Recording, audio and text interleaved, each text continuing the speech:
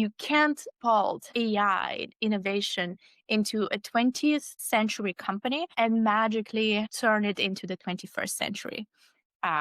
This. I'm thrilled to welcome Melissa, the creator of the Hyperadaptive.Model, a research-backed framework for AI transformation. Melissa is an author of the forthcoming book, Hyperadaptive, Rewriting the Organization to Become an AI Native Enterprise, with more than 25 years in process excellence, agile organizational transformation.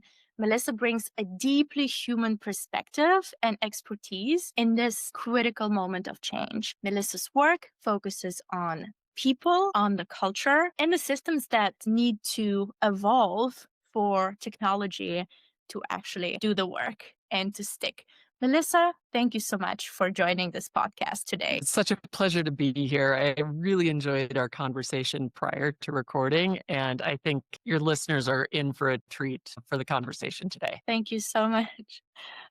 So first, I wanted to talk to you about the hyperadaptive model and organizational culture. Let's start with that core idea that the 20th century organization model simply cannot support the new augmented intelligence technology. What are the biggest assumptions we still cling to that really need to be rethought? Why is letting go of them so hard for leaders? Yeah, there's things in our society that are just how things operate. And so we don't even really think about their origins.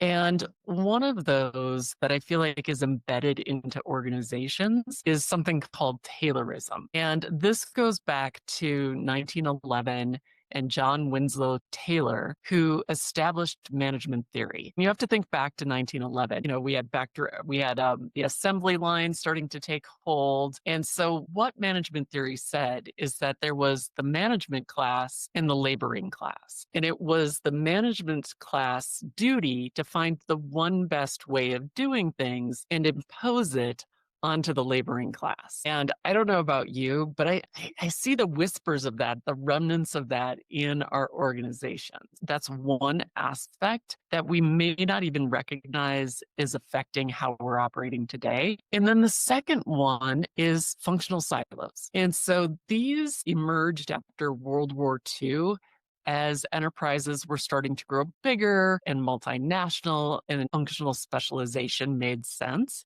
But when you think about those two things, the first of the management class knowing the one best way, nobody knows the one best way.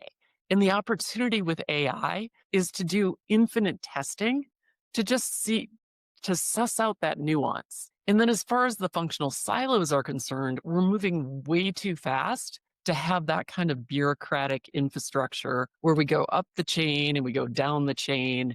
And I really believe that those operating models aren't going to serve us well in the organization. I really love bringing in history into the conversation, and also the organizational structure that is dictated by some social structures and developments.